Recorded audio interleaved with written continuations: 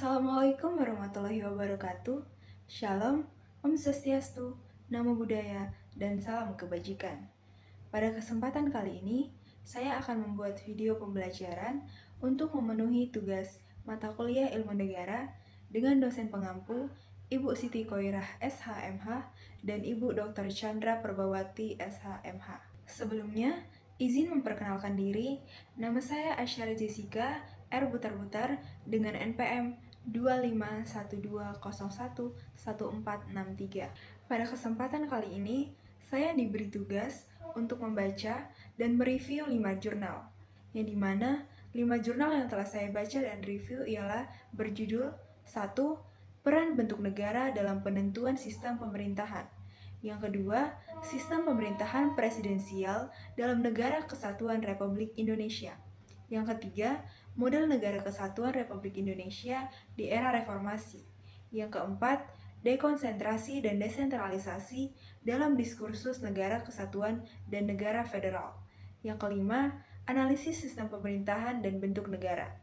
Yang dimana 5 jurnal tersebut akan saya berikan linknya di dalam deskripsi video. Di sini, saya akan menjelaskan inti dari 5 jurnal yang telah saya baca dan saya review. Yang pertama, ialah mengenai peran bentuk negara dalam sistem pemerintahan.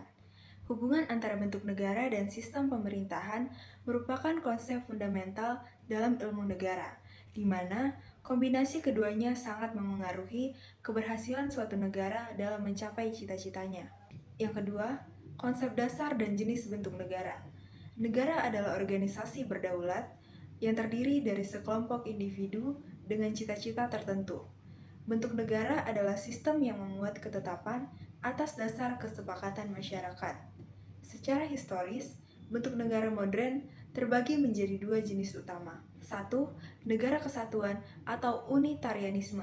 Ialah negara yang merdeka dan berdaulat dengan hanya satu pemerintahan pusat yang berkuasa dan mengatur seluruh daerah. Kekuasaan pemerintah subnasional atau daerah adalah ciptaan pemerintah pusat dan hubungannya bersifat subordinasi. Dalam pelaksanaannya, negara kesatuan dapat menganut sistem sentralisasi atau pusat memimpin, atau desentralisasi atau otonomi, atau penyerahan wewenang dari pusat ke daerah. 2.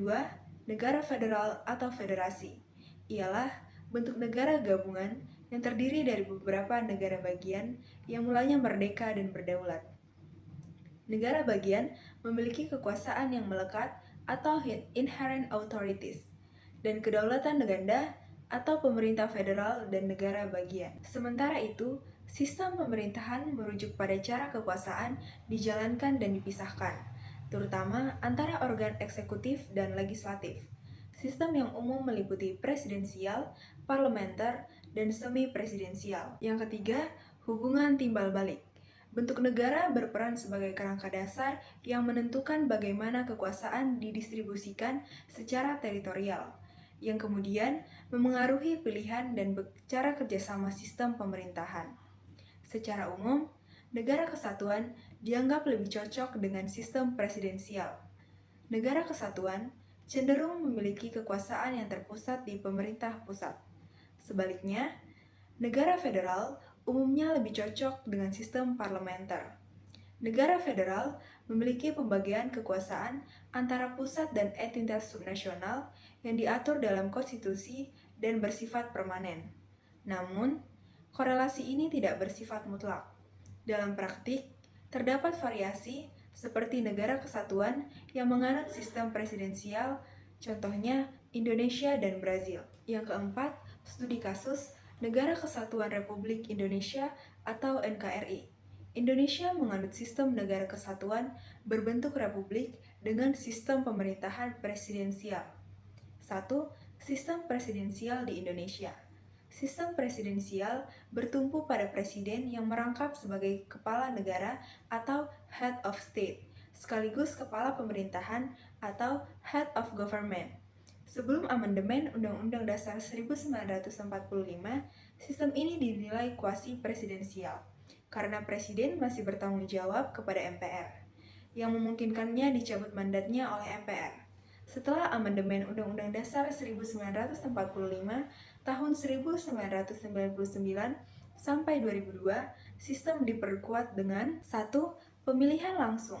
Presiden dan wakil presiden dipilih langsung oleh rakyat, sehingga pertanggungjawabannya langsung kepada rakyat.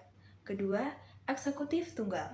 Presiden adalah penyelenggara pemerintahan yang bersifat tunggal, di mana menteri bertanggung jawab kepadanya. 3. Mekanisme impeachment. Presiden hanya dapat diberhentikan karena pelanggaran hukum, bukan karena alasan politik. 2. Model negara kesatuan dan desentralisasi di Indonesia. NKRI berpegang pada bentuk negara kesatuan sebagai harga mati. Di era reformasi, Indonesia menerapkan sistem desentralisasi 25, yang sejalan dengan pembagian kekuasaan atau division of powers atau bukan pemisahan kekuasaan. Model desentralisasi ini terus berkembang. Pada awal reformasi, Undang-Undang Nomor 22 Tahun 1999 modelnya cenderung desentralisasi yang federalistik, di mana otonomi daerah sangat luas.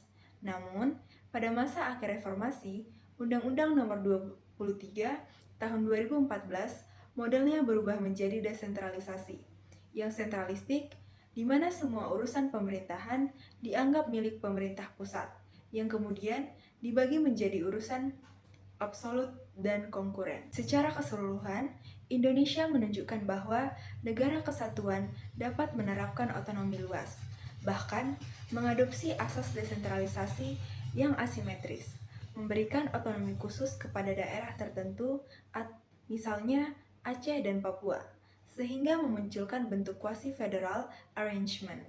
Hal ini membuktikan bahwa tidak ada korelasi langsung antara bentuk negara dan derajat sentralisasi, melainkan keduanya membentuk sebuah kontinum yang bergerak antara sentripetal atau memusat dan sentrifugal atau menyebar untuk mencapai titik keseimbangan. Sekian materi yang dapat saya sampaikan.